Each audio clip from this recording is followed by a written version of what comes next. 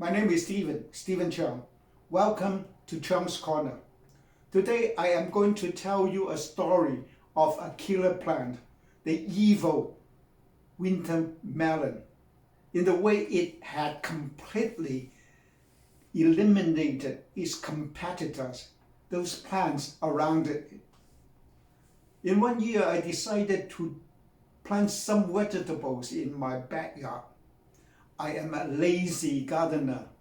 I hate to weed and would like to keep my workload to a minimum.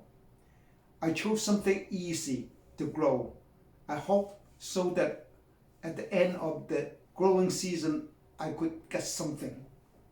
I picked up several young tomato plants from a supermarket in May. I happened to have some winter melon seed from a melon I had consumed in the previous week. So I was ready to start. In the second weekend of May, I thoroughly prepared the strip for planting the vegetables. It took me the whole morning. I first planted the several tomato plants, making sure that each would have enough space to grow big. Then I scattered the winter melon seeds around the tomato plants and buried them under a thin layer of dirt. I finished the planting by giving the area a thorough soaking.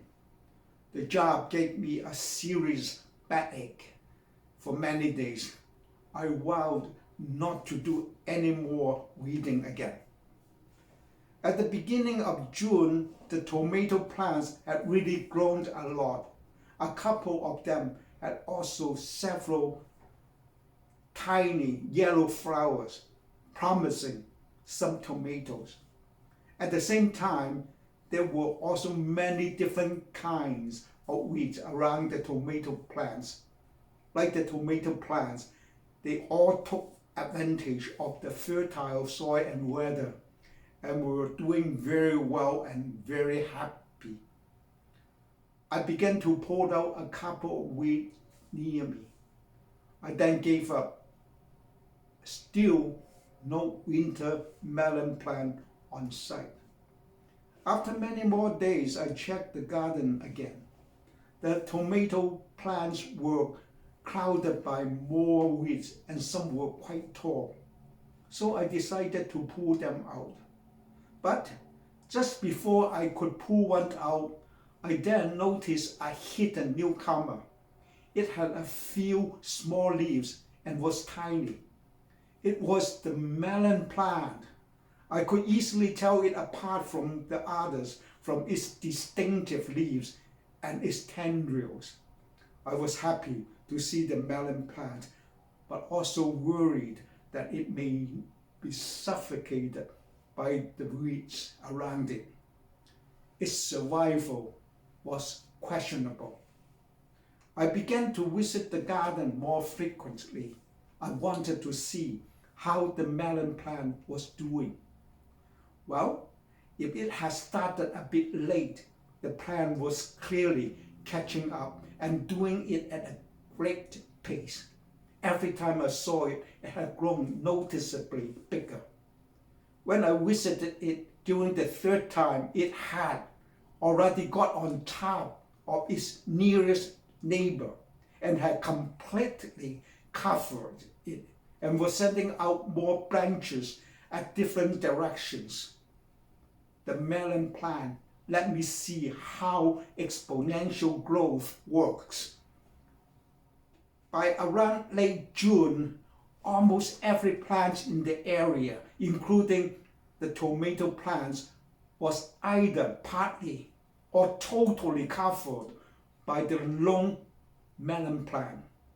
Many had crumbled under the weight of the invader, and those that still managed to stand up looked very sick from not getting enough light.